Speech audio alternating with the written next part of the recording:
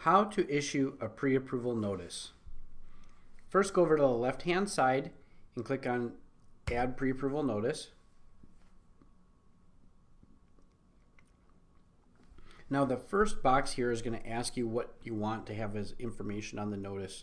And what they're referring to is, do you want to include the price, the address, or the price and the address? I think most people include the address, but occasionally sellers will require that you include the price or both. So we've got all your options covered here. Let's say address. Consummation date, this is also known as the closing date. The new legal term is consummation date. You're going to pick the date that you plan on closing. Obviously Monday through Friday, but let's just say we're going to close on Friday, December 4th. Ooh. Click on that. Then we need to put the street address of the property we're buying. Let's buy 123 Main Street in St. Paul. My computer's just filling it in, but you'll fill that in. Then you're going to need to put the list price of the property. I'm going to put in a fairly low list price so that I make sure that I can get accepted pre-approval for this person. And property taxes, same thing. You're going to put in the property taxes. I'm going to just make it a simple number. Now, if the property is a condo or association, you'd put in your HOA dues here. If there is no HOA, you still have to put 0. Okay.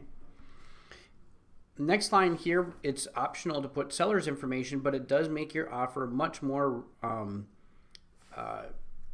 personal. So we recommend it. So let's say the seller is, let's see here, Tom Seller, and let's say it's just one seller. Then you can put the realtor's name. Let's say it's Brad Pitt is the realtor from Keller Williams, I'll just say. Now you can go to the next line and you can go down here, and this is all the information your loan officer listed about you, and you can choose whether you share the information or not with the sellers. So you can go line by line and click to share or not share each individual thing, or if you want to be totally transparent, you can just hit the share all button. It'll move them all to the share and you can view the letter. I'm going to hit preview. The first thing you do is you preview the notice. It's going to give you all the formulas involved, what your expected payment should be, 1109.74 on this particular loan with this loan type, and how it came to that, what the interest rate was, all those things.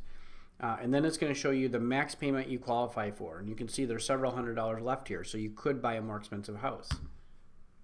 I'm going to click OK. And now it's going to give us the notice. This would, the thing up here at the top, it would be the logo of the loan officer, and then it's going to give all the information here. And notice this first part where it says loan officer certifies the following, that's all the information that we chose to share. And then it's going to talk about the comments. And then there's the pre-approval subject to certain things. Now those are not optional for you to share. That's information that has to be on the letter one way or another. And then there is the disclaimers and the loan officer's information. Now you can choose to authorize this and issue the letter, or you can go back. Let's just say, I'm like, yeah, you know what? I changed my mind. I don't want to share my max payment. I don't want to share my credit score. Okay, I can go back and edit the pre-approval notice. Scroll to the proper information and go, okay, I'm not going to share my credit score and I'm not going to share my max payment, but I'll share everything else. Click there, hit preview.